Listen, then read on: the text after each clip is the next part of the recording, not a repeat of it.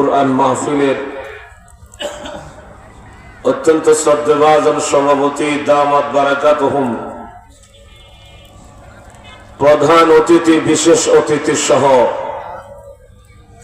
মুআজ্জাজ মুকাররম উলামায়ে কেরাম, সমবেত সর্বস্তরের প্রাণপ্রিয় মুসলমান ভাইরা, পর্দার আড়ালে অবস্থানরত অত্যন্ত শ্রদ্ধেয় মা ও বোনেরা, মহান আল্লাহ রাব্বুল আলামিনের দরবারে অসংখ্য শুকর আদায় করেছি যে মহান আল্লাহ আমাদের সকলকে আজকের মাহফিলে এই জান্নাতের বাগানে কোরআনের মজলিসে শরীক হওয়ার মতো তৌফিক দান করেছেন। সেই জন্য আমরা সকলে সে আল্লাহ পাকের দরবারে শুকর আদায় করেছি। আমরা সকলেই জোরে সোরে বলি আলহামদুলিল্লাহ। আমি আপনাদের সামনে পবিত্র কোরআন শরীফের সূরাতুল আলে ইমরানের 26 নম্বর আয়াতে কারিমা তিলাওয়াত করেছি। মহান আল্লাহ রাব্বুল আলামিন যদি আমাকে তৌফিক দান করেন, আপনাদের সামনে তিলাওয়াতকৃত আয়াতে কারিমাকে লক্ষ্য করে অত্যন্ত সংক্ষিপ্ত ভাবে কিছু কথা আপনাদের সামনে বলার চেষ্টা করব। ওয়া মা তৌফিক ইল্লা বিল্লাহ। আমার ভাইরা, আমি আমার আলোচনা শুরু করার আগে আমি আপনাদের কাছে একটা বিশেষ অনুরোধ করি, যাদের কাছে মোবাইল আছে মোবাইলটা একটু রিংটোনটা বন্ধ করেন। এখানে আমার কথা ছাড়া অন্য কেউ কোনো কথা বলতে পারবেন না। আমার ডাইনে বামে সামনে পিছনে কেউ কোনো কথা বলতে পারবেন না। মোবাইল প্রত্যেকে মোবাইল চাইলেন্ট করুন। এই মোবাইল না ভাই, বাংলা কথা বলছেন কি বলছি, আবার রিসিভ করবে কিন্তু তুলে দেব।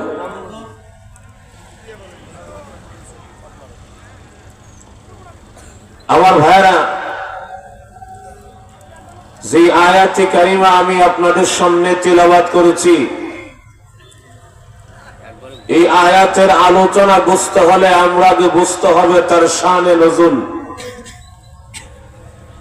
যে কোন কারণে কোন প্রেক্ষাপটে আল্লাহ এই আয়াতে কারিমা নাজিল করেছেন। যদি আমরা এই আয়াতে কারিমার নাজিল হওয়ার কারণটা বুঝতে পারি,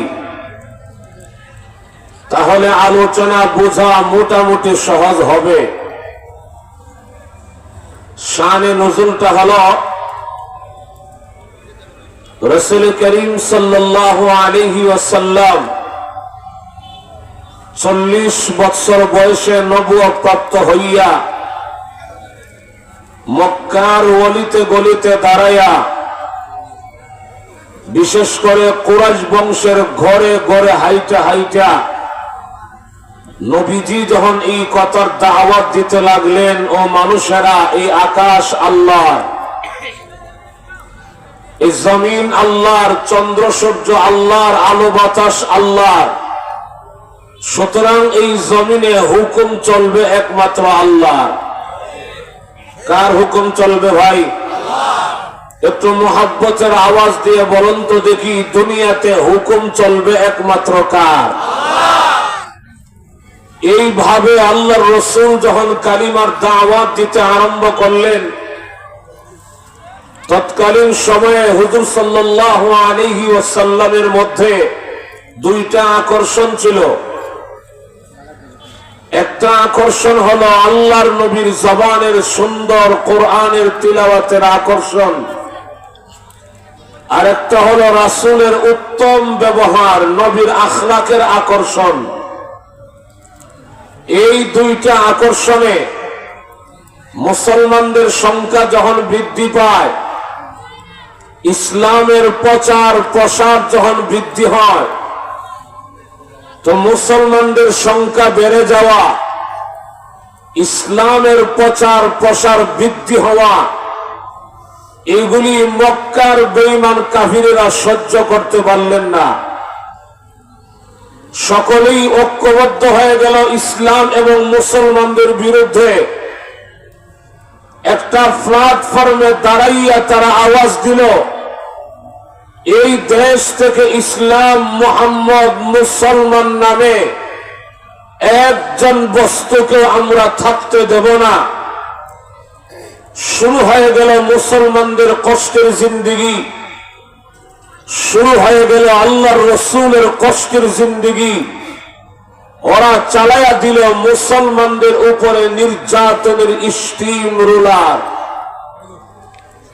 জুলুম আর অত্যাচার নির্যাতন সহ্য করে করে হুজুর সাল্লাল্লাহু আলাইহি ওয়াসাল্লামের 13 বছর মক্কি জিন্দেগি যখন পূর্ণ হয়, 13 বছর পরে আল্লাহ রাব্বুল আলামিন বলে, ও নবী, যেই জাতি, যেই মানুষেরা তারা তাদের নবীর ইজ্জত সম্মান বুঝলো না, ওই জাতির সামনে আমি আল্লাহ আমার রাসূলকে আর রাখবো না।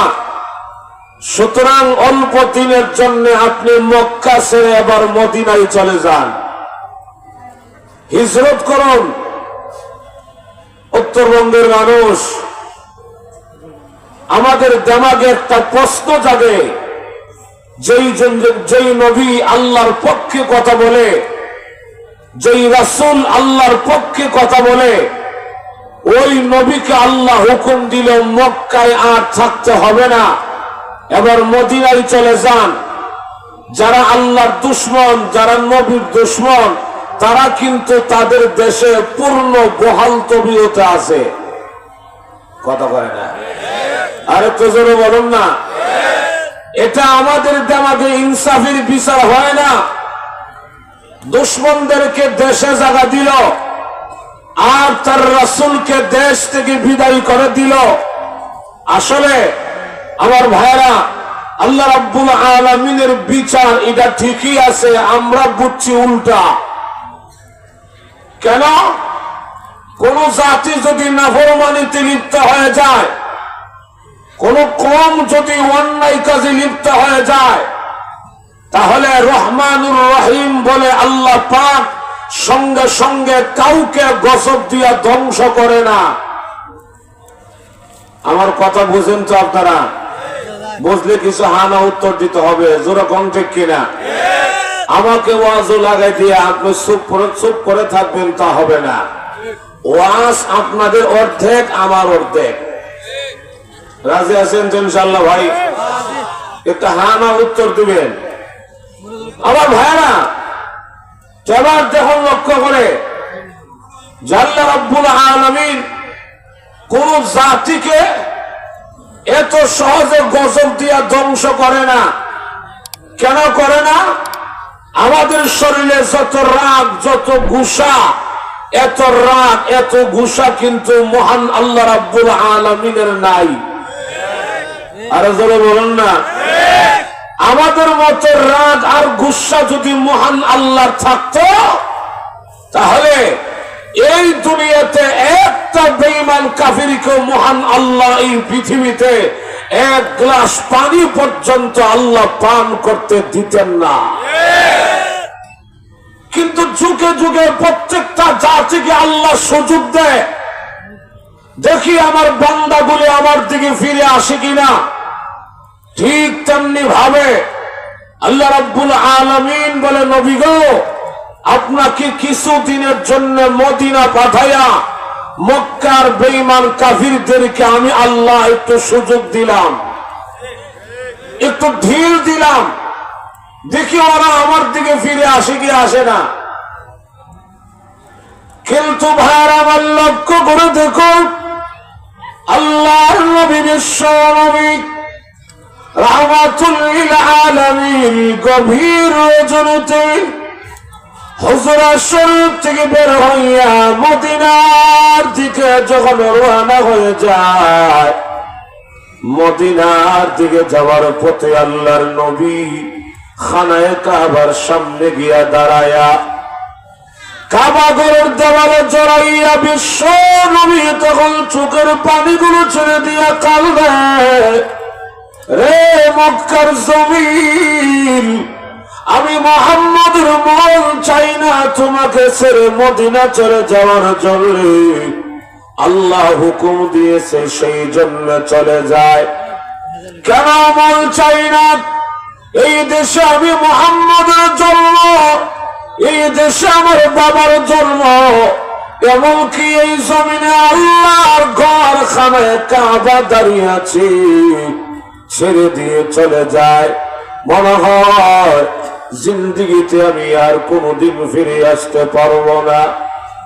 কিন্তু তোমার বাসিন্দারা এই দেশে আমাকে আর থাকতে দিল না। এই কথা বলে বলে বলে আল্লাহর নবী যখন চোখের পানি গুলো ছেড়ে দিয়ে কান্না শুরু করে দেয়, আল্লাহ রাব্বুল আলামিন তখন ডেকে ডেকে বলে, নবী গো, না না, এই যাওয়া শেষ যাওয়া নয়। আমি আল্লাহ কিছুদিনের জন্য আপনাকে মদিনার দিকে পাঠাইয়া, আমি আল্লাহ আপনাকে কিছুদিনের জন্য মদিনা পাঠাইয়া মক্কার বেঈমান কাফিরদেরকে সুযোগ দিলাম, ঢিল দিলাম। আমি মহান আল্লাহ আপনি বিশ্ব নবীর সাথে ওয়াদা দিয়েছি, এই মক্কা বিজয়ী করে, ইসলামকে প্রতিষ্ঠিত করে, বিশ্ব নবীর গলায় বিজয়ী মালা পরাইয়া আমি মহান আল্লাহ আমার নবীরে আবার মক্কায় ফিরাইয়া আনব। সুবহানাল্লাহ, জোরে কন্যা। নবী গো, অল্প দিনের জন্য আপনি মদিনা যান, আমি আল্লাহ আপনার সাথে ওয়াদা করলাম, এই মক্কা বিজয় হবে, ইসলাম প্রতিষ্ঠিত হবে, সকল বাতিল মতবাদ ধ্বংস করে, সকল শিরকিয়তের মতবাদকে ধ্বংস করে বিজয়ী হালতে আমি আল্লাহ আমার রাসূলকে আবার মক্কায় নিয়ে আসবো। যেরকম ঠিক না আমার ভাইয়েরা, আল্লাহর রাসূল কিন্তু মদিনায় চলেই গেলেন, কিন্তু অল্প কিছুদিন যেতে না যেতে মক্কার বেঈমান কাফিরেরা আবার ঐক্যবদ্ধ হইয়া দিল একটা হুঙ্কার মদিনাবাসীদেরকে, ও মদিনাওয়ালারা, ও মদিনাবাসীরা, যে মুহাম্মদ আমাদের দেশ থেকে পলায়ন করে তোমাদের দেশ মদিনায় চলে গেল, সেই মুহাম্মদকে তোমরা আবার মক্কাতে ফেরত পাঠাও। যদি না দাও তাহলে তোমাদের মদিনাতে হামলা করা হবে। নাউজুবিল্লাহ, জোরে বলুন না। ঠিক সেই সময় মক্কায় মদিনার কাবিলা আউসের সর্দার, এই ভাই কি আমরা কি আমার কথা বোঝেন না? কই কথা কয়েন না? হ্যাঁ,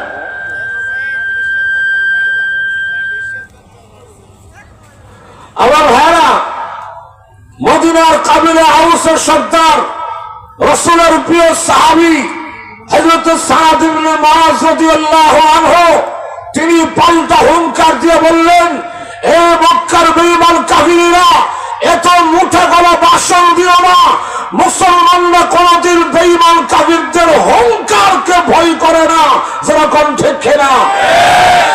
তিনি বলে, আমরা মদিনাবাসীরা, আমরা মদিনাওয়ালারা জেনে শুনে বুঝেই রাসূলকে মদিনায় জায়গা দিয়েছি। তোমরা যে আমাদের কি কি করবা এটা বুঝা যাই না, নবীরে আমরা মদিনায় আনছি। সুতরাং আল্লাহর রাসূল যদি নিজের ইচ্ছাতে মক্কায় না যায়, আর কোনদিন রাসূলকে মক্কায় ফেরত দেওয়া হবে না। যেরকম ঠিক কিনা? মক্কার কাফিররা ঠিক আছে, যদি ফেরত না দাও তাহলে পারলে তোমরা আমাদের হামলা সামাল দিও, তোমাদের মদিনাতে হামলা করা হবে। অস্ত্র সাহায্যে সজ্জিত হইয়া সমস্ত শক্তি প্রয়োগ করে ওরা রওনা হয়ে গেল মদিনার দিকে। মদিনা গিয়া ইসলামকে মাটির সাথে মিশিয়ে দিবে, মদিনা গিয়া মুসলমানদেরকে মাটির সাথে মিশিয়ে দিবে, আল্লাহর রাসূলকে দুনিয়া থেকে বিদায় করে দিবে। আমার ভাইরা, মক্কা থেকে মদিনার দূরত্ব প্রায় 250 মাইল রাস্তা, 450 কিলোমিটার। মক্কা থেকে মদিনা ওরা পায়ে হাইটা রওনা করলো। যেতে যেতে যেতে যেতে আর মাত্র 80 মাইল জায়গা বাকি আছে। কত মাইল জায়গা বাকি? আপনারা কথা কন না কেন? কত মাইল জায়গা বাকি আছে? তাইলে কম গেল না বেশি গেল? জোরে বলেন না, কম গেল না বেশি গেল? ঠিক সেই সময় আল্লাহ রাব্বুল আলামিন বলে, জিবরাইল রে, মক্কার কাফিরদেরকে সুযোগ যথেষ্ট দেওয়া হয়েছে, আর সুযোগ দেওয়া হবে না।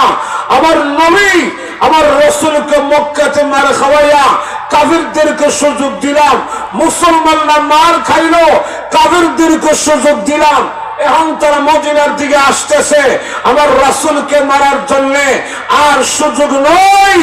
ও জিবরাইল, জলদি করে আমার নবীর কাছে জিহাদের আয়াতটা লয়ে যাও। যেরকম ঠিক কিনা? আরো জোরে বলুন না। আল্লাহ আয়াত নাযিল করে বলেন, ইয়া আইয়ুহান নাবিয়্যু হারদিল মুমিনিনা আলাল কিতাল।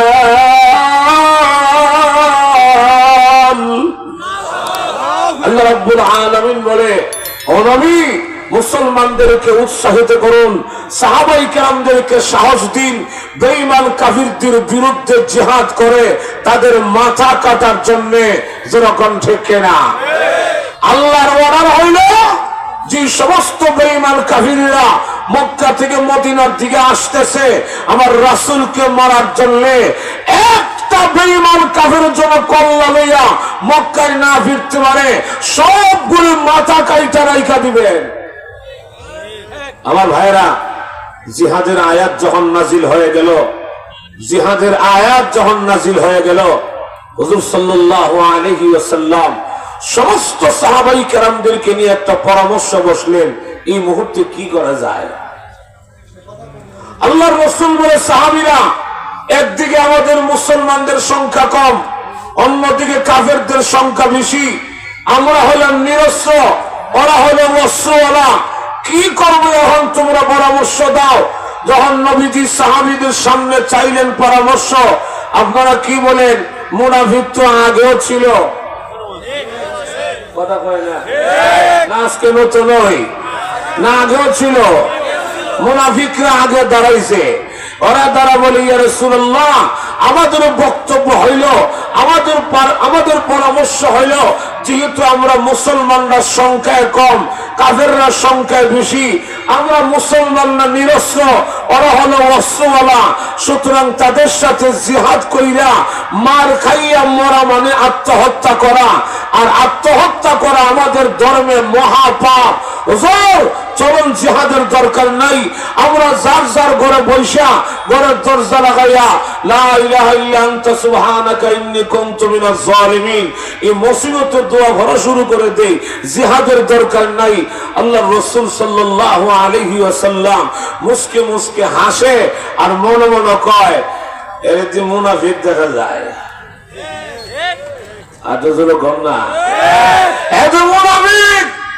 কিন্তু এই মজলিসে যারা ছিল খাঁটি মুসলমান, এদের মধ্যে অন্যতম হযরত সাদ ইবনে মুআজ রাদিয়াল্লাহু আনহু, তিনি লাভ দিয়া দ্বারা বলে, ইয়া রাসূলুল্লাহ, আমরা মুসলমানদের সংখ্যা আমরা কম থাকতে পারি, আমরা মুসলমানরা নিরস্ত্র হতে পারি, কিন্তু নবী গো, আমাদের এই দেহে জান তো আছে।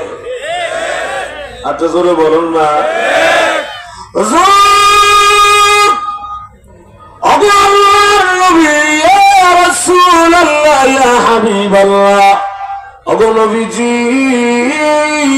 আল্লাহ রাব্বুল আলামিন আপনাকে পারমিশন দিয়েছে বেঈমান কাফিরদের বিরুদ্ধে জিহাদ করার জন্য।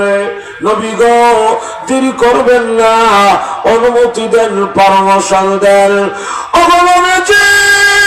যুদ্ধের ময়দানে আল্লাহর নবীকে সামনে রেখে আমরা মুসলমানেরা সাহাবীরা নবীর সামনে পিছে ডাইনে বামে চতুর্দিক থেকে বেঈমান কাফিরদের বিরুদ্ধে আমরা লড়াই করব। আল্লাহর কসম করে বলি, আমাদের শরীরে এক বিন্দু পরিমাণ রক্ত থাকতে আল্লাহর নবীকে জিহাদের ময়দানে রেখে আমরা সাহাবীরা 1 ইঞ্চিও পিছপা হব না।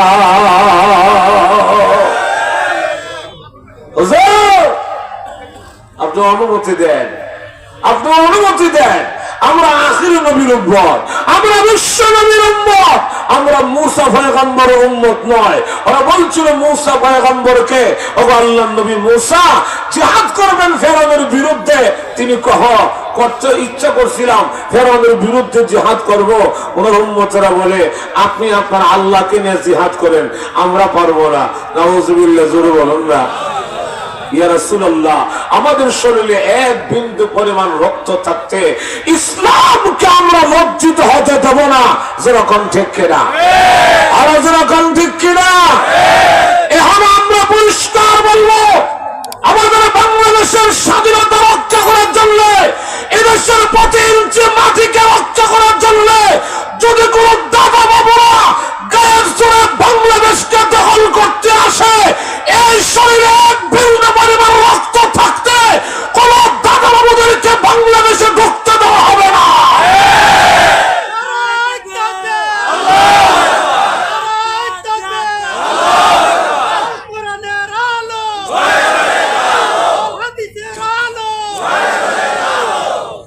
আমার ভাইরা, এবার যখন লক্ষ্য করে এই অবস্থায়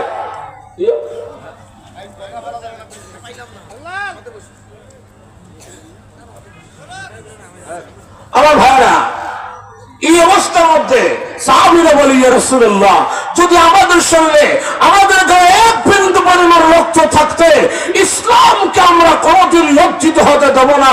যেরকম ঠিক কিনা? সাহাবীদের এই আবেগপূর্ণ বক্তব্য শুনে হুজুর সাল্লাল্লাহু আলাইহি ওয়াসাল্লাম অত্যন্ত খুশি হয়ে বলে, সাহাবীরা তাই যদি হয় তাহলে তোমরা জিহাদ করবে কোন সিস্টেমে? সিস্টেমটা আগে বাঁচাও। অনেক সময় দেখবেন ঝগড়া শুরু হয়ে গেলে মানুষের সংখ্যা বেশি থাকলেও ঝগড়া করার সিস্টেম না জানলে কিন্তু মার খাইয়ে আসা লাগে। সাহাবীদের মধ্যে একজন মুরব্বী সাহাবী ছিল, ওনার নামটা হলো হযরত সালমান ফারসি রাদিয়াল্লাহু আনহু। তিনি ইসলাম ধর্ম গ্রহণ করার সময় এই সাহাবীর বয়স ছিল 120, ইন্তেকালের সময় এই সাহাবীর বয়স ছিল 350। সুবহানাল্লাহকে বাড়িতে গিয়ে বলবেন না এখানে বলবেন? এই মুরব্বী সাহাবী ডেকে বলি, ইয়া রাসূলুল্লাহ, আমার একটা যুক্তি আর পরামর্শ হইল যে মক্কার বেঈমান কাফিররা যে রাস্তা দিয়ে ঢুকবে মদিনায়, এই রাস্তার মাথায় অর্থাৎ মদিনার সীমান্ত এলাকায়, মদিনার বর্ডার এলাকায় আমরা লম্বা করে একটা খাল করতে পারি। আপনারা খাল বুঝেন তো? খাল ছিলেন তো? আমরা লম্বা করে একটা খাল করতে পারি যাতে করে মক্কার কাফিররা এই খালটা পার হইয়া আমাদের মদিনার ভিতরে ঢুইকা মুসলমানদেরকে আক্রমণ করতে না পারে। আল্লাহ না করুন যদি আপনাদের এই গ্রামে দক্ষিণ পাড়া উত্তর পাড়া ঝগড়া শুরু হয়, আর যদি এই দুই মহল্লার মাঝখানে লম্বা কোন একটা খাল থাকে, তাহলে কিন্তু খাল পার হইয়া এই পার থেকে ওই পার গিয়া মার করা কঠিন। যারা বলুন দেখি না, যারা খাল পার হইয়া আসতে চাইবে, যখন খালও গিয়া নামবে আরেক পার্টি বলবেন নামছে জলদি জিন্দা কবর দে। আরো জোরে বলুন না। এই সাহাবীকে হুজুর আমরা একটা খাল খনন করতে পারি। হুজুর সাল্লাল্লাহু আলাইহি ওয়াসাল্লাম এই মুরব্বী সাহাবীর পরামর্শে নবী সিদ্ধান্ত রায় দিয়া দিল, ঠিক আছে খাল খনন করো, কিন্তু খালটা কতটুকু লম্বা? 4 মাইল লম্বা, 10 হাত গভীর, 15 হাত প্রশস্ত, এবং দর্জন করে সাহাবী গ্রুপ বানায় দিল। 10 জন মানুষে মিলে 10 হাত জায়গা মাটি কাটবে। এমনকি এক গ্রুপে আল্লাহর নবীর নামও লেখা হয়ে গেছে। আল্লাহ রসুল বলে, আমার নামটা আগে লেখো, আমি নিজেও মাটি কাটার কাজে অংশগ্রহণ করব। দেখুন লক্ষ্য করে সাহাবাই কেরাম কেমন একটা বিপদের সম্মুখীন। ওইদিকে সাহাবীদের বাড়িতে বউ বাচ্চার ইজ্জতের গ্যারান্টি নাই, বাড়ি ঘর নিরাপত্তার গ্যারান্টি নাই, বাগানে মৌসুমী ফল খেজুর পাকা, খেজুর পাড়ার পুরা মৌসুম, এই মৌসুমী ফল রেখে বিবি বাচ্চা সব বাড়িতে রাইখা গেল খালি হাতে সীমান্তে মাটি কাটার জন্য। আর ওই দেশের মাটি তো আপনাদের উত্তরবঙ্গের মতো এত নরম মাটি না। আর জোরে বলুন না। যারা হজের সফরে গেছেন মক্কা মদিনায়, ওনারা জানেন মাটির নিচে শুধু পাথর আর পাথর। যেরকম ঠিক কিনা? সাহাবাই কেরাম পেটের খিদায় লম্বা হয়ে গেছে, এমনকি আল্লাহর রসুল যখন মাটি কাটার জন্য গর্তের ভিতরে নামতেন, ধুলাবালুর কারণে রসুলকে পর্যন্ত চিনা সম্ভব ছিল না। কিন্তু আসল বর্ণনা হইল যেই সাহাবী পরামর্শ দিয়েছিলেন সালমান ফারসি রাদিয়াল্লাহু আনহু, এই সাহাবীর 10 হাত বন্ধকের ভিতরে রসুলের দাগের ভিতরে এমন বিশাল একটা পাথর পড়ে গেল, যে পাথরটা ভাঙা সম্ভব না, এখান থেকে তুইলা দূরে নিয়ে সরানিও সম্ভব না। আবার রসুল যে বলছে আমার দাগের ভিতরে মাটি কাটবা, নবীর দেওয়া দাগ রেখা এত পরিবর্তন করা সম্ভব নয়। গেল সংবাদ আল্লাহর নবীর কাছে, ইয়া রাসূলুল্লাহ এখন পাথরটা কি করব? আল্লাহর রসুল তখন নিজে গর্তের ভিতরে নাইমা কুদালটা হাতে লইয়া কুদালে উল্টা পিঠ দিয়া নারে তাকবীর আল্লাহু আকবার স্লোগান দিয়া এমন জোরে একটা আঘাত করলো পাথরটার গায়ে, সঙ্গে সঙ্গে পাথরটা দুইটা টুকরা হয়ে গেল। আরে জোরে বলুন না। যখন টুকরা হয়ে গেল তার মধ্যে আগুন জ্বলে উঠলো। হুজুর সাল্লাল্লাহু আলাইহি ওয়াসাল্লাম মুস্কি হাসি দিয়া বললেন আলহামদুলিল্লাহ। সাহাবীরা বলে ইয়া রাসূলুল্লাহ আপনি আলহামদুলিল্লাহ বললেন কেন? আলহামদুলিল্লাহ বললেন কেন বুঝলাম ঠিক, কিন্তু আপনি মুস্কি হাসি দিলেন কেন?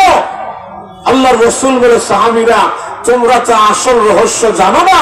আসল রহস্য হইল আমি যখন পাথরে আঘাত করলাম টুকরা হয়েছে ঠিক, তার মধ্যে আগুন জ্বলে উঠছে। আগুনের ফোকাসের মধ্যে, আগুনের পাওয়ারের মধ্যে মহান আল্লাহ তার কুদরতি সিস্টেমে আমার চোখের সামনে ওই যে রোম এবং পারস্য দুইটা রাষ্ট্রের সকল রাজপ্রাসাদ, সকল বালাখানা, এদের দেশের রাজধানী সহ এই সবগুলো মহান আল্লাহ আমার চোখের সামনে তুলে ধরেছেন। আর জিবরাইল আলাইহিস সালাতু ওয়াস সালাম আমার কানে কানে বলে গেছে ইয়া রাসূলুল্লাহ আপনি কি ঘাবড়ে গেছেন? হুজুর আপনি কি ভয় পাইছেন? মক্কার কাফিররা আসতেছে, এই দেশ থেকে ইসলামকে বিদায় করে দিবে, এই দেশ থেকে মুসলমানদেরকে বিতাড়িত করে দিবে। হুজুর আপনি কি ঘাবড়াইছেন? ইয়া রাসূলুল্লাহ ভয় পায়েন না, ওরা আপনাদেরকে এই দেশ থেকে বিদায় করবে দূরের কথা, ওই যে রোম আর পারস্য দেখা যায় এই দুইটা রাষ্ট্র অল্প দিনের ভিতরে আপনার উম্মতের দখলে চলে আসবে। এখন যেমন বর্তমানে ভারত, আমেরিকা, চীন, জাপান এগুলি শক্তিশালী, যেরকম ঠিক কিনা, ঠিক তেমনি ভাবে তৎকালীন সময়ে রোম আর পারস্য এগুলি শক্তিশালী দেশ ছিল। আমার ভাইয়েরা আল্লাহর রাসূল বলে এই জন্য মুস্কি হাসি দিলাম। কিন্তু এই খবর যখন গিয়ে পৌঁছলো মদিনার মুনাফিকদের কানে। কাদের কানে ভাই? জোরে বলুন না, কাদের কানে? মুনাফিকরা এই সংবাদ শুনিয়া মুসলমানদেরকে দেখলে মস্কারি করে, উপহাস করে আর বলে শুনছো তোমাদের নবীর কথা, পেটে খাবার নাই, ফিট গুড়ার কাহর নাই, সেরা কাহর, দুশ্মন প্রতিরোধ করার ক্ষমতা নাই, ধরে খাল করতেছে, খালের তলায় গিয়ে লুকাবে, আবার খালের তলায় বৈশা বৈশা রোম আর পারস্য স্বপ্ন দেখে এইগুলি নাকি ওনার উম্মতের দখলে চলে আসবে। শুনতে মুখে হাসি উঠে। নাউজুবিল্লাহ, জোরে বলুন না। এখন যদি আমি আপনাদের ওয়াজে বসে একটা বাস্তব ওয়াজ করে যাই, একটা বাস্তব কথা, এটাই সত্য, এটাই সত্য। বাস্তব ওয়াজটা হলো যে আজকে সারা বিশ্ব মুসলমানরা নির্যাতিত, সারা বিশ্ব আজকে ইসলাম নির্যাতিত, কিন্তু সেই দিন দেশে নয়, এই বাংলাদেশ সহ এই ভারত, আমেরিকা, চীন, জাপান সহ সারা বিশ্বে ইসলাম প্রতিষ্ঠিত হবে। মুসলমানরা রাজ কায়েম করবে ইনশাআল্লাহ। যেরকম ঠিক ঠিক না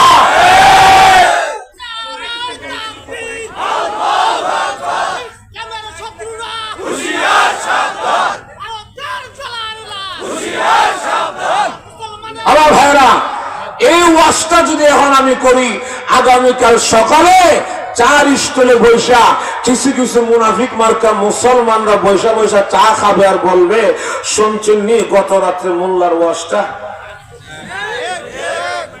আপনারা ঘুমাই গেছেন গা? সজাগ আছেন তো? আমি কি ওয়াজ গুরুস্থানে করতেছি না জিন্দার সামনে? এটা হানা উত্তর তো দিবেন। মুনাফিক মার্কা মুসলমানরা চার স্কুলে বসে বলবে, শুনছেন গত রাত্রে হুজুরের ওয়াজটা? তো যার কাছে বলবে তিনি বলবে কি বলছে, আমি তো বাসায় শুয়ে আছিলাম শুনি নাই। তখন বলবে আমাদের দেশে হুজুরার ফায়ের নিচে মাটি নাই, আবার ওয়াজও বসে বসে ভারত আমেরিকার স্বপ্ন দেখে। আচ্ছা জোরে বলুন না। ঠিক তেমনি ভাবে মদিনার মুনাফিকেরা যখন অট্টহাসি মুসলমানদেরকে ঠাট্টা বিদ্রুপ করতে লাগলেন, ঠিক সেই সময় মহান আল্লাহ তার রাসূলকে সান্ত্বনা দেওয়ার জন্য, মুসলমানদেরকে সান্ত্বনা দেওয়ার জন্য মদিনার মুনাফিকদের অট্টহাসি মস্করির দাঁত ভাঙা জবাব দেওয়ার জন্য যে আয়াত কারিমা আমি আপনাদের সামনে তিলাওয়াত করেছি, এই আয়াত আল্লাহ নাযিল করেছেন। সুবহানাল্লাহ জোরে কোন, আরে জোরে কোন সুবহানাল্লাহ। আল্লাহ আয়াত নাযিল করে বলেন, কুলিল্লাহুম্মা মালিকাল মুলকি তুতিল মুলকা মান তাশা ওয়া তানজিউল মুলকা মিম্মান তাশা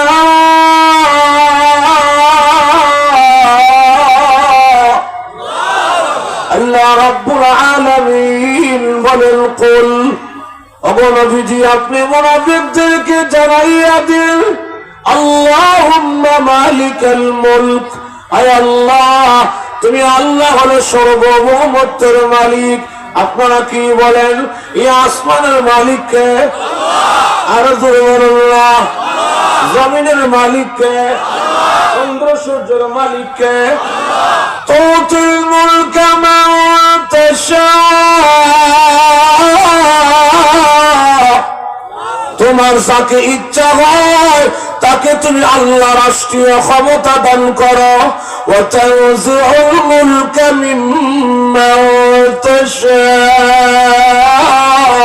তোমার যাকে ইচ্ছা না হয় তার কাছ থেকে তুমি আল্লাহ রাষ্ট্রীয় ক্ষমতা ছিনাইয়া আনো।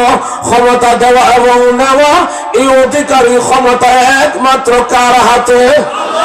আর জোরে বলুন না, কার হাতে?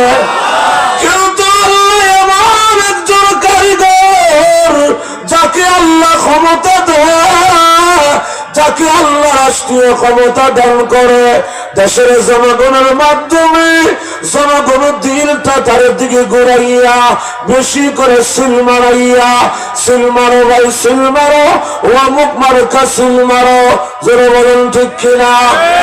বেশি করে সিল মারাইয়া ফুলের মালা পরাইয়া আল্লাহ মানুষকে রাষ্ট্রীয় ক্ষমতা দান করে। আরে জোরে বলুন না ঠিক নেই? কিন্তু অতীতে 17 বছর আমরা অতিক্রম করেছি। আমি আমার কথাই বলি, এমন নির্বাচন গেছে, জাতীয় নির্বাচন, শহর থেকে রওনা করছে ভোট দেব গ্রামের বাড়িতে যাইয়া, আমার ভাই আমার ফোন করছে তুই আইস না, তোর ভোট দিয়েছে আরেকজনে। এমন মতো আমরা দেশে নাও হইতে পারে। এমন দেখছি ভোট কেন্দ্রে কুত্তা ঘুমাইছে, মানুষ নাই, যেরকম খেয়ে কিনা সন্ধ্যার সময় কিছু হলফ মিডিয়া পরিষ্কার এরা সংবাদ প্রচার করলো সুষ্ঠুভাবে নির্বাচন হয়েছে, মানে কুত্তা গিয়ে ভোট দিছে। আফসোস,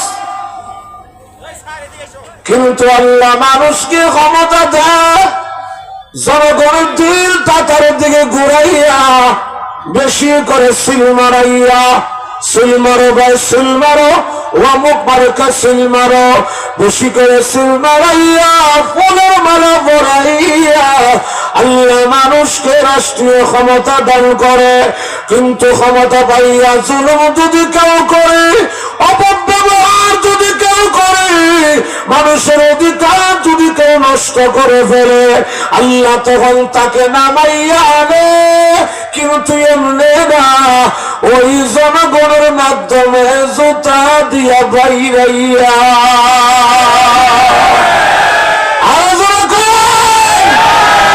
জুতার বাড়ি আর জুতার মালাইরা আজকে নতুন না পুরান? আরো জোরে বলেন না, নতুন না পুরান? হাজার হাজার বছর আগে মহান আল্লাহ রাব্বুল আলামিন নমরুদের বাড়িয়েছিনি। আরো জোরে বলুন, নমরুদ্দার নাদানে ইব্রাহিম নবীরে গিয়া কই, ইব্রাহিম খামাখা তোমার সাথে কোনো দরবার নাই, তোমার সাথে কোনো যুদ্ধ জিহাদ নাই, যুদ্ধ জিহাদ যা হবে তোমার আল্লাহর সাথে হবে। তোমার আল্লাহকে জিজ্ঞাসা করো আমার সাথে কোন দিন কোন জায়গায় যুদ্ধ জিহাদ লড়াই করবে। ইব্রাহিম আলাইহিস সালাতু ওয়াস সালাম কয়, আমার আল্লাহর দিন, আমার আল্লাহর বার, আমার আল্লাহর সময় সব সমান, তুই কোন দিন পারবে, তোর কোন দিন সুযোগ হয় এটা তুই কয়। মনে করেন আগামী শুক্রবার রংপুর বিশাল স্টেডিয়াম মাঠে সকাল ৮ ঘটিকায় নমরুদের যুদ্ধ আল্লাহর সাথে, এটা একটা উদাহরণ দিচ্ছি আর কি। তাই নির্দিষ্ট দিনে নির্দিষ্ট জায়গায় নির্দিষ্ট সময়ের আগে এর যত বাহিনী আছিল সব লইয়া ওই মাঠে গিয়া দাঁড়াইছে। যুদ্ধটা কার সাথে করবে? কথা বলেন না ভাই, কার সাথে করবে? ইব্রাহিম আলাইহিস সালাতু ওয়াস সালাম কয়, এর সাথে আল্লাহ কি ব্যবহার করবে এটা আল্লাহর ইচ্ছা, এটা আল্লাহর ইচ্ছা।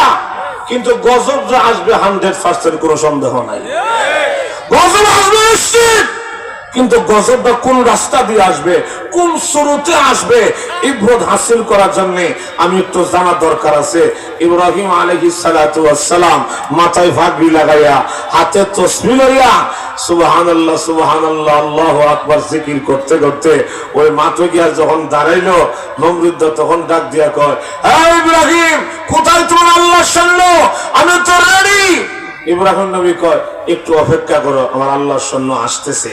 এই কথা কইয়া হযরত ইব্রাহিম আলাইহিস সালাতু ওয়াস সালাম আল্লাহকে জিজ্ঞাসা করে, আল্লাহ তুমি এখনো বসে রইছো, এদি সৈন্য চাই,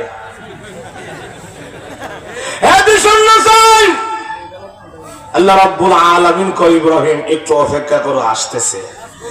ইব্রাহিম নবী মনে করছে কোন ফেরেশতা বাহিনী মাদিকে নাজিলিব, আসাইরে মেরে লিব, কিন্তু না, সুবহানাল্লাহ। হঠাৎ তিনি তাকায় দেখে আকাশ পথে উড়িয়া আল্লাহর একদল ব্যাটালিয়ন বাহিনী, যার নাম হলো মশা।